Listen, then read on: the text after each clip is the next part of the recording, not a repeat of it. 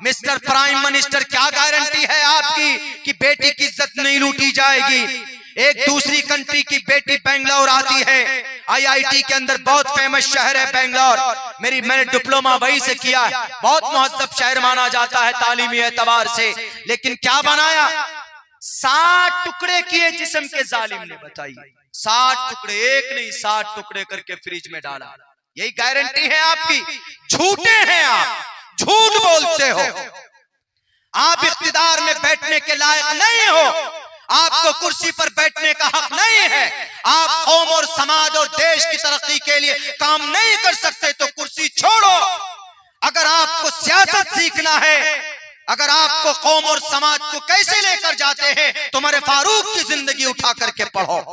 आप उस दुनिया के अंदर में लोगों की मदद कैसे करते हैं, आप हमारे खुलाफाए राशिदीन की जिंदगी उठाकर पढ़िए, आपको वहां से सबक मिलेगा। आपको 10 लाख रुपए का सूट पहनने के लिए नहीं बिठाया गया है, बस 10 लाख गरीबों की समस्या का समाधान कैसे हो, इसलिए आपको बिठाया गया है। और वो चीजें नबी पाक अलैहिस्सलाम की जिंदगी के अंदर मिलती, इसीलिए कहा गया है ना, मोहम्मद रसूलुल्लाह सल्लल्लाहु अलैहि वसल्लम के बारे में संस्कृत के अंदर कहा गया है कि अगर मोहम्मद अलैहिस्सलाम से मोहब्बत नहीं करोगे तो बेड़ा पार नहीं होगा। मेरे भाइयों, वक्त चूंकि काफी हो चुका है, अभी हम लोगों को नमाज भी अदा करनी। चूंकि सीरत का प्रोग्राम था तो सीरत के ताल्लुक से हमने बात की, वरना हालात हाजरा मेरा पसंदीदा टॉपिक हुआ करता है। बस इतना कहूंगा कि हालात बहुत ही नागुफ्ता भी इस मुल्क हिंदुस्तान, हमें उग्र नहीं होना है। कोई आदमी कोई भी भाषण दे, जैसे अररिया के अंदर में भी एक भाषण दिया गया, वहां का मेंबर ऑफ पार्लियामेंट बिल्कुल जिहालत से भरा हुआ भाषण था, बिल्कुल जुल्म सितम का बाजार गर्म करने वाला भाषण था। हमारा ये कोसी, हमारा ये सीमांचल अल्हम्दुलिल्लाह पूरा अमन इलाका, हिंदू मुसलमान मिलकर रहते, एक दूसरे का सम्मान करते, एक दूसरे का एहतराम करते, एक दूसरे की परेशानी में लोग शरीक होते। और इसको आग के अंदर झोंकना चाहते, एक संवैधानिक पद पर बैठकर। अल्लाह के नबी ने यह फरमाया कि भाई आप की जात से किसी को तकलीफ न पहुंचे। सच्चा मुसलमान वही, अल मुस्लिम मन सलिमल मुस्लिमून मिन लिसानिही व यदिही, है तो मुसलमानों के लिए। लेकिन बाद मुफस्सिरीन ने इस हदीस की तफसीर की है कि अल्लाह के नबी अलैहिस्सलाम का मंशा ये था कि मुसलमान सच्चा वो है कि उसके हाथ से, जुबान से, पैर से किसी इंसान को तकलीफ न पहुंचे। आप माइक लेकर बोलते, यहाँ रहना है तो ये बनो, वहां रहना है तो ये बनो। अंग्रेज के सामने डायमंड हार्बर पर कौन था तोप लेकर? डायमंड हार्बर, जिसको आज हावड़ा कहा जाता है, इसका पुराना नाम डायमंड हार्बर है, आज हावड़ा में बदल दिया गया। डायमंड हार्बर पर अंग्रेज की ऑफिस को तोड़ने वाला कौन? 1755 की तारीख नहीं मालूम होगा एमपी साहब आपको। डायमंड हार्बर में तोप लेकर पहुंचने वाला मर्द मुजाहिद का नाम अली वर्दी खान था। 1757 के अंदर अंग्रेज के सामने सीना तान कर खड़ा होने वाले का नाम नवाब सिराजुद्दौला था। 1799 में अंग्रेज को धूल चटाने वाला श्रीरंगापट्टनम मैसूर का शेर हिंदुस्तान टीपू सुल्तान, 1799 में उनका नाम फतेह अली खान टीपू सुल्तान था। 1806 के अंदर, 1831 के अंदर पठानकोट के अंदर 51 लोगों को लेकर जाकर अपने आप को शहीद करने वाली जात का नाम सैयद अहमद शहीद बरेलवी था।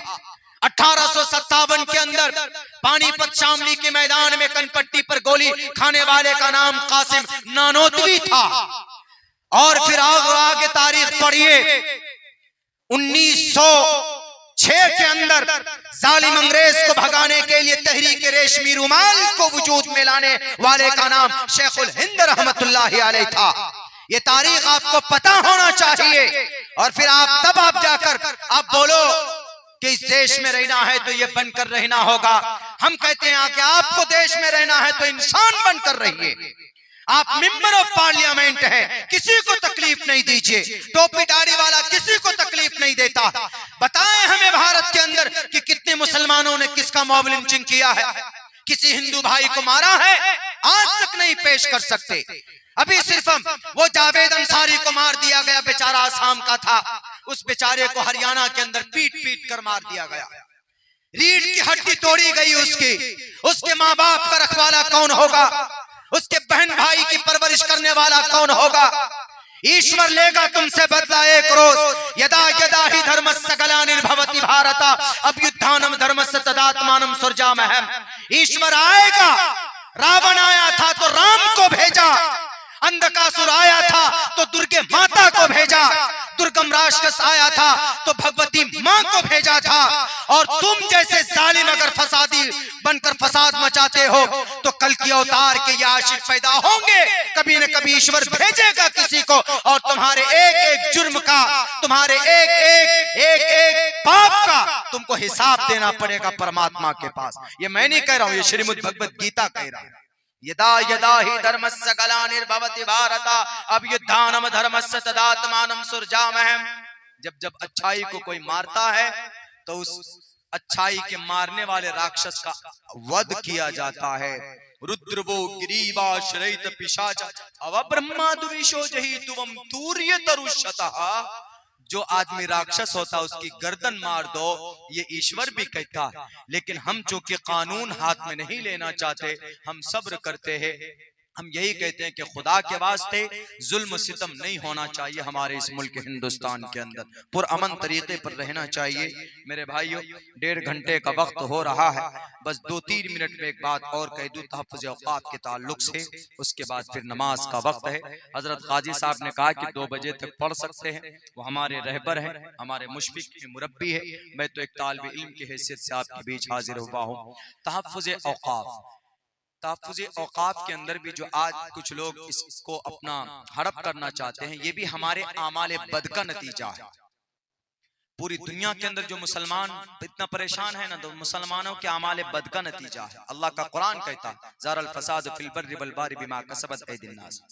इतनी सारी जमीन है भारत के अंदर, अगर सारी प्रॉपर्टी का सही मैनेज होता ना तो हमारी मस्जिद का, हमारे मदरसे का, हमारे मकतब का, सबका निजाम चलता, चंदा नहीं करना पड़ता। आज एग्जाम्पल देता हूं, महाराष्ट्र एक स्टेट है, वहां पर 1 लाख एकड़ जमीन है। किसकी?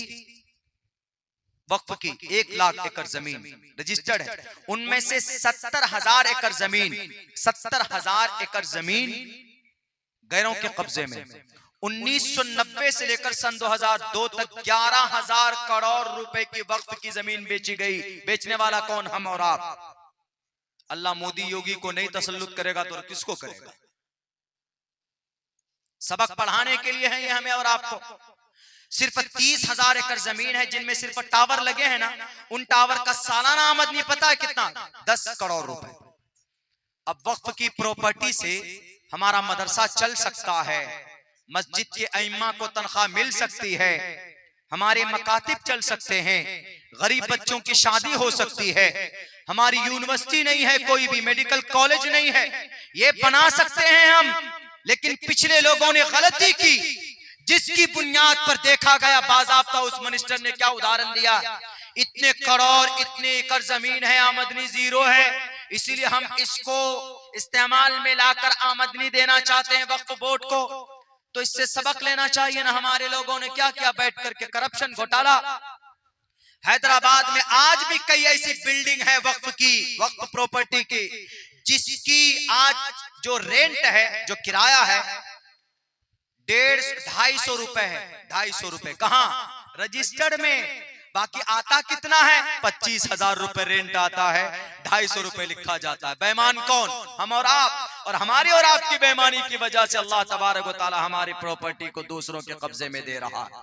इसीलिए हमारे अंदर भी इस्लाह की जरूरत है। हम ये लड़ाई लड़ेंगे, लेकिन उसके साथ साथ हमारे अंदर इस्लाह की जरूरत है। हमारे रहबर, हमारे कायद को इस बात को भी देखना होगा, पूरे भारत के मुसलमानों को, दानिश्वरों को, उलमा को, सबको एक प्लेटफॉर्म पर आना होगा। आज हमारे लोग बिखर रहे हैं, हमारे हर तरह के तबके के अंदर में दरार है, दानिश्वर तबके में भी दरार है, उलमा बिरादरी में भी दरार है, हमारी तंजीमों में भी दरार है। इसीलिए मैं ये भी पैगाम दूंगा, चूंकि एक इस्लाही बात कहने चाह रहा हूं, जो भी हो, अगर बटेंगे तो अल्लाह की मदद नहीं आएगी। जितने भी दुनिया के अंदर मुसलमान हैं, खुसूसन भारत के अंदर जितनी भी तंजीमें, चाहे जमीयत उलमा हिंद हो, मुस्लिम पर्सनल लॉ बोर्ड हो, और अमारत शरिया हो या जमात इस्लामी हो, जमात अहले हदीस हो, जमात बरेलवी हो, और जो भी तंजीमें हैं, जो भी मकतबे फिक्र के लोग हैं, अगर एक प्लेटफॉर्म पर खड़े होकर मुत्तहिद होकर अगर लड़ाई नहीं लड़ी आपने अपने हक हुकूक की, तो अल्लाह तबारक व तआला की तरफ से मदद बंद हो जाएगी।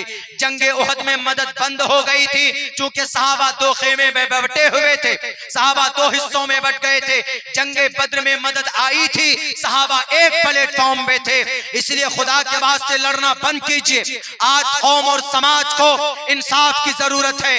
आज गरीब बच्चों की तालीम के लिए यूनिवर्सिटी की जरूरत है। आज मदरसों को आबाद रखने के लिए उसमें फंड की जरूरत है। आज मकातिब को चलाने के लिए वहां पर मकातिब कायम करना जरूरी है। मसाजिद में, हमारे मसाजिद में अइम्मा के लिए अच्छी तनख्वाह की जरूरत है। इनको चंदा करने की नौबत ना आए। इन औकाफ की प्रॉपर्टी को सही इस्तेमाल कीजिए। बगदाद के अंदर इमाम अबू हनीफा के 65 मदरसे चलते थे। औकाफ की प्रॉपर्टी उनकी आमदनी से। इमाम शाफी के 55 मदरसे चलते थे औकाफ की आमदनी से। इमाम अहमद के 6 मदरसे चलते थे औकाफ की आमद से। आज औकाफ की आमद कहां है नहीं मालूम। ये हमारे लोग पेट में जहन्नम भर रहे हैं। इसीलिए अल्लाह तबारक व तआला ने इन लोगों को मुसल्लत किया। ये बात कोई नहीं करेगा। इस्लाह करो अपने अंदर पहले। क़ु अनफुसकुम व अहलीकुम नारा। अल्लाह इन जालिमों से खुद निमट लेगा। अपने अंदर सुधार पैदा करो, अपने अंदर इत्तिहाद पैदा करो। क्यों जमातें दो तरफ बदलती है? कोई भी जमात हो, क्यों तंजीमें दो प्लेटफॉर्म पर जाती है?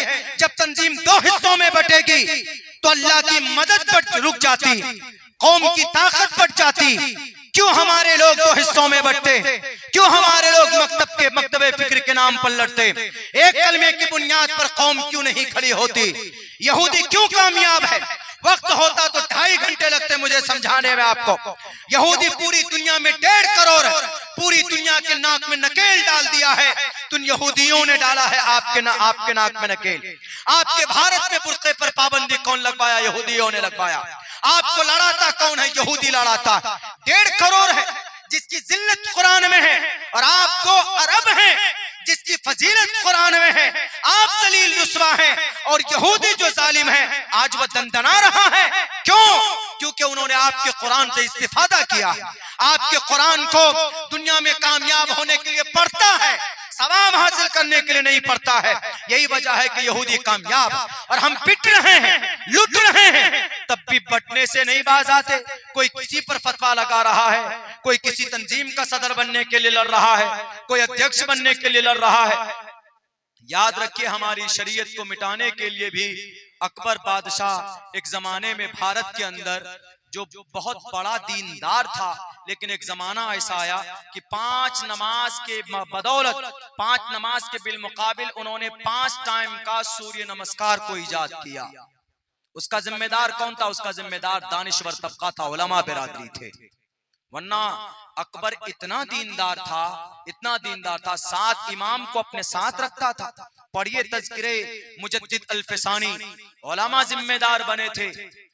उलमा की महफिल नहीं है, उलमा के साथ साथ कुछ दानिश्वर लोग भी जिम्मेदार बने थे। उसको इतना कंफ्यूज कर दिया था अकबर को। वो कहा था कि भाई ये धर्म है कि क्या है? लेकिन जब ब्राह्मण आए तो उन्होंने समझाया, एकम्म ब्रह्म द्वितीयो नास्ते एको देवा सर्वभूतेषु गोलासैक एकमित्तो इष्टिनानि विचरन्नि न देवा मुरच्चलाम यान कास्ते विदते ध्यो न पाषाणे न मरण में भावी देवस्तस्मादु भावी कारणम। जब प्यार से बात करने लगे तो उन्होंने ब्राह्मण को करीब किया, उलमा को लात मारा, भागो, दानिश्वरों को लात मारा, चलो यहाँ से। अब बिलाखिर ये हुआ कि आपकी शरीयत को बदलने के लिए जैसे आज कानून बना है, बाज़ाब्ता अकबर बादशाह ने कानून बनाया था। दीन इलाही के नाम पर दीन इलाही को बदलने के लिए पूरी ताकत लगा दी थी। लेकिन कुर्बान जाइए उस आलिम दीन पर। एक आलिम दीन खड़ा हुआ मुजद्दिद अल-फ़सानी रहमतुल्लाहि अलैह, और कहा कि बादशाह अकबर एतबारे नदारत बेदीन, बादशाह अकबर का कोई एतबार नहीं, बेदीन हो चुका। उसके जुल्म का खात्मा किया कुरान और हदीस की रोशनी में, लेकिन शरीयत बदली नहीं। अल्हम्दुलिल्लाह फिर से वजूद में आई वो शरीयत और क़यामत तक रहेगी।